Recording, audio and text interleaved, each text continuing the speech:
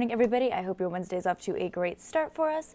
We have some, I guess, exciting kind of stuff to talk about today. The National Weather Service went out yesterday. They've been surveying the damage across central Texas from the severe weather that moved in on Monday. So we have some of those preliminary reports to talk about and a great, beautiful rest of the week to talk about. So going ahead and diving in. Oh, and as always, I have my Facebook Live up so I can see your comments. If you guys want to chat, ask any questions, whether it's about the severe weather that moved in on Monday or what's happening for the rest of the week. So I can see those, and feel free to go ahead and chat as we head into the forecast.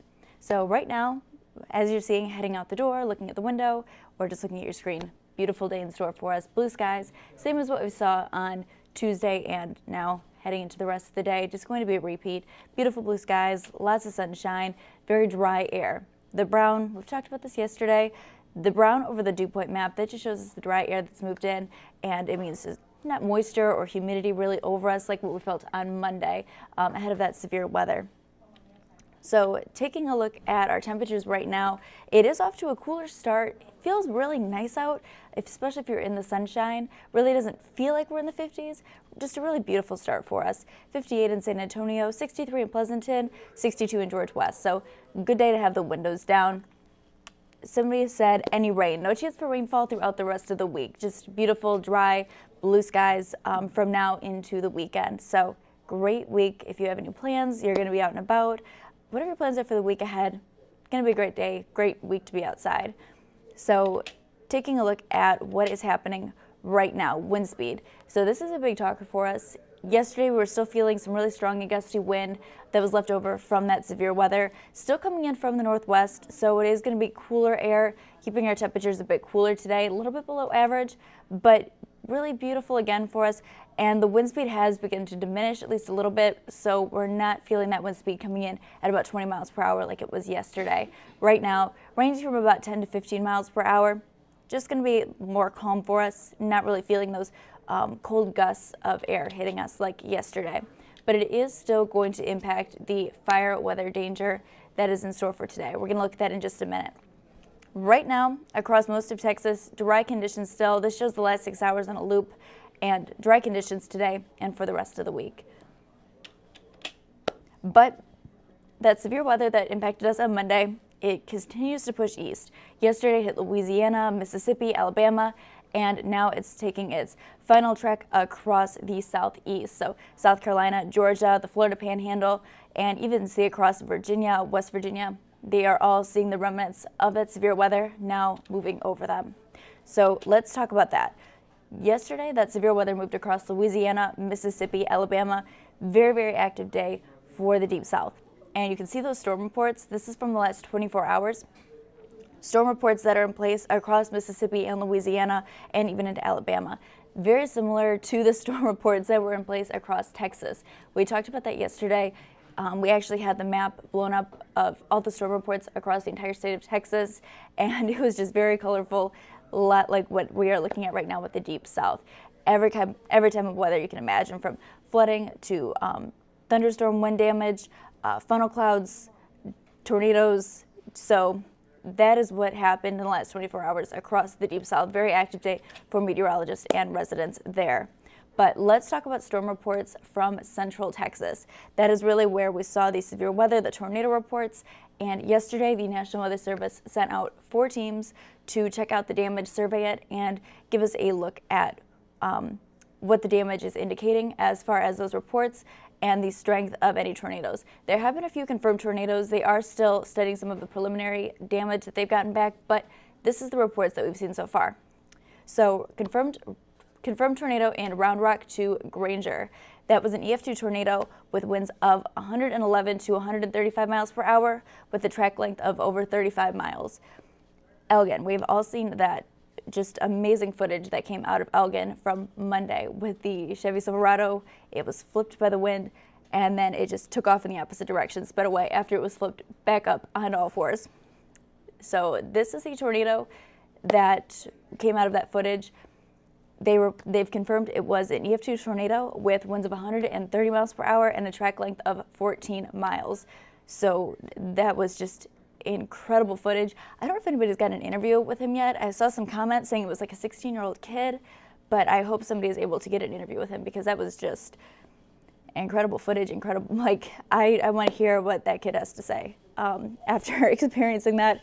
And also props to him for fight or flight. I think if my car flipped in a tornado, I don't know if I would even be thinking straight to step on the gas. Props to him for quick thinking. Okay, final one that they have confirmed and have the data in for is Kingsbury to Stairtown. Also, if I'm ever pronouncing anything wrong, feel free to let me know in the chat. Try to go over most of the town names before starting these Facebook Lives, but again, just let me know if I ever misspeak. So Kingsbury to Stairtown. You have one tornado with winds of 110 miles per hour and a track length of 7.5 miles. There are still 2 other confirmed tornadoes that they are studying the damage for, and we're going to get those reports throughout the day today. So we're going to keep you updated and let you know what the National Weather Service finds as they survey that damage and continue to update us on that data.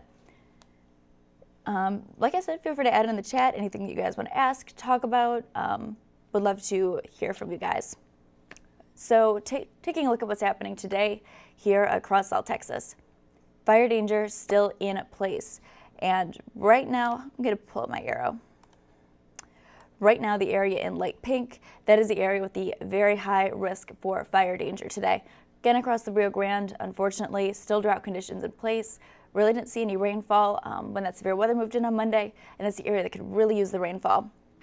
Wind speeds have started to die down for us, diminish a bit, now about 10 to 15 miles per hour, but just due to those drought conditions and a little bit of wind, fire danger is in place. Avoid any outdoor burning. Will catch very, very quickly.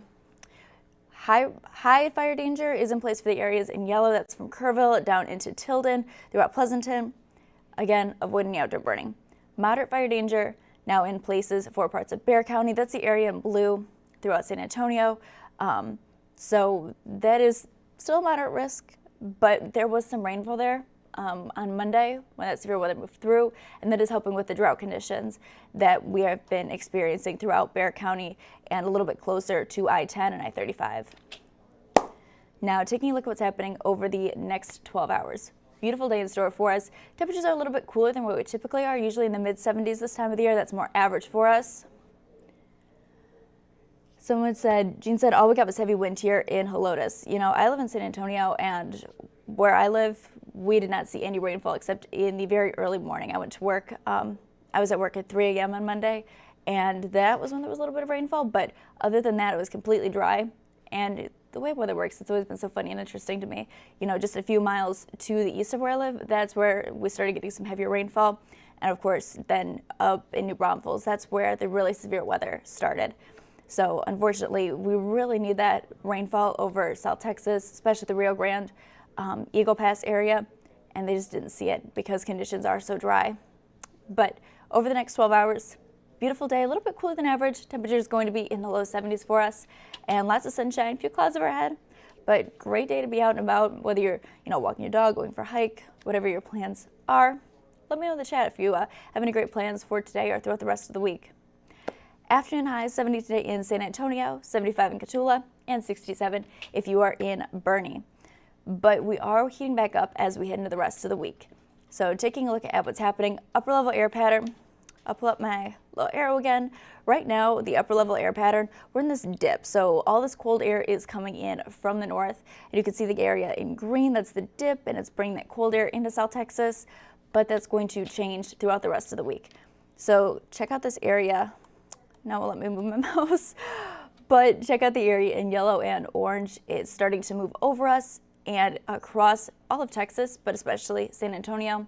Now that area is in the yellow and the orange, and that's going to be the warm air that's pushing back in. We're going to feel more air coming in from the south, all warm air heating us back up into the 80s later this week. So those high temperatures will start to climb, and we're going to go from 70 today to 84 by Friday. Then just returning to the upper 80s into Saturday and Sunday. So definitely pool weather. I'm going to be heading out to the pool for sure.